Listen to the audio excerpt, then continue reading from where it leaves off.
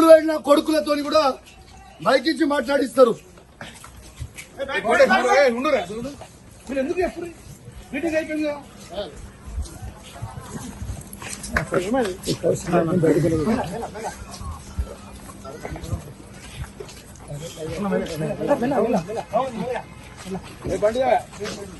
ఇవాళ కరీంనగర్ జిల్లాలో రైతులకి రైతు భరోసా 15,000 ఖచ్చితంగా మీరు ఇయ్యాలి.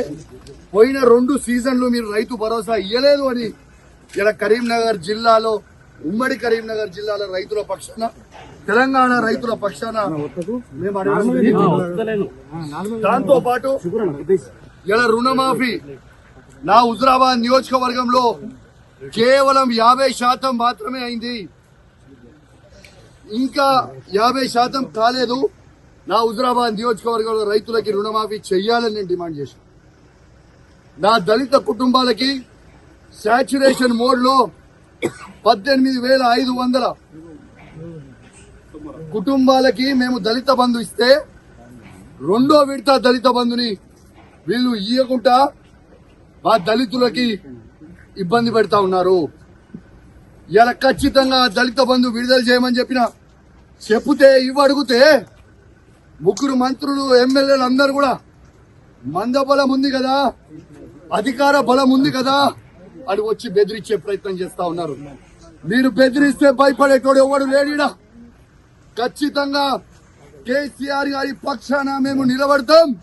కేసీఆర్ గారు ఏ విధంగా అయితే రైతులకి 1,00,000 కోట్లు ఇచ్చిండో మేము రైతుల పక్షాన నిలబడతామని మాట ఇచ్చాం. అదే విధంగా మేము మాట ఇచ్చినట్టు నిలబడతా ఉన్నాం. ఎందుకు ఈ దౌర్జన్యం అని అడుగుతా ఉన్నాను. మంత్రులు ఎమ్మెల్యేలు అధికారులు సాక్షిగా నేను ఒక ఎమ్మెల్యేగా ఉన్నా ఎట్లా బయట పట్టుకొని నూకేస్తున్నారో ఒక్కసారి మీ అందరు కూడా చూడండి విజ్ఞప్తి చేస్తాను.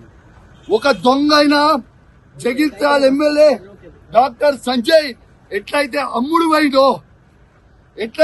పోయిండో సిగ్గులేనోడు అమ్ముడు పోయినోడు ఎట్లా అమ్ముడు పోయినోడు అని మేము అడిగితే మైకించుకొని నువ్వు ఏ పార్టీ అంటే కాంగ్రెస్ పార్టీ అంటూ. మరి నిజంగా నువ్వు అంత పొగోనువే అయితే డాక్టర్ సంజయ్ జగిత్యాల ఎమ్మెల్యే నువ్వు రాజీనామా చేయి. అదే కాంగ్రెస్ బీఫామ్ మీద గెలిచి చూపి చాతగాని దద్దమ్మలాగా కేసీఆర్ గారు పెట్టిన భిక్ష నువ్వు ఎమ్మెల్యేగా ఉండి దీంతో కేసీఆర్ గారిని నువ్వు విమర్శిస్తా ఉంటే, మీరు నోటికి వచ్చినట్టు మాట్లాడుతూ ఉంటే మేము చూసుకుంటా ఊకోవాలని అని మేము అడుగుతా ఉన్నాం. ఖచ్చితంగా నిలదీస్తాం, అడుగడుగున అడ్డుకుంటాం. ఖచ్చితంగా ఇచ్చిపెట్టే ప్రసక్తే లేదు. వాళ్ళు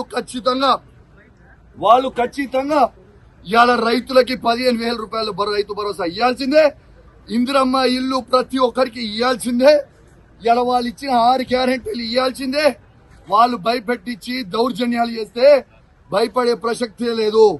ఖచ్చితంగా వాళ్ళు ఇచ్చే 6 గ్యారెంటీల హామీలు ఖచ్చితంగా వాళ్ళు ఇచ్చే వరకు వాళ్ళని ప్రశ్నిస్తూనే ఉంటాం. 420 హామీలు ఇచ్చే వరకు ప్రశ్నిస్తూనే ఉంటాం. మీరు కేసులు పెట్టి మమ్మల్ని ఇబ్బంది పెట్టి భయపెట్టాలనుకుంటే మీతోని కాదు, మీ తాత జేజమ్మతో కూడా కాదని చెప్పి అధికారులకు కూడా చెప్తా ఉన్నాను, హెచ్చరిస్తా ఉన్నాను. తస్మాత్ జాగ్రత్తగా ఉండుర్రి. మీరు ఇష్టం వచ్చినట్టు మీరు చేస్తా ఉన్నారు. 3 ఏళ్ల తర్వాత మళ్ళా కేసీఆర్ గారు ముఖ్యమంత్రి కాక తప్పదు.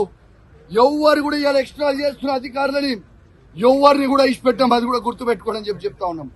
ఇవాళ మేము కొట్లాడేది ప్రజల పక్షాన. ఇవాళ పోలీసు వాళ్ళని కూడా అడుగుతా ఉన్నాను, మీకు కేసీఆర్ ఏం తక్కువ చేసిండమ్మా? మీకు అద్భుతమైన ఫార్చునర్ ఇచ్చిండు, అద్భుతమైన ఇన్నోవాలు ఇచ్చిండు, 5 స్టార్ పోలీస్ స్టేషన్లు చేసిండు, మీ జీతాలు పెంచిండు. ఇవన్నీ మర్చిపోయిరా?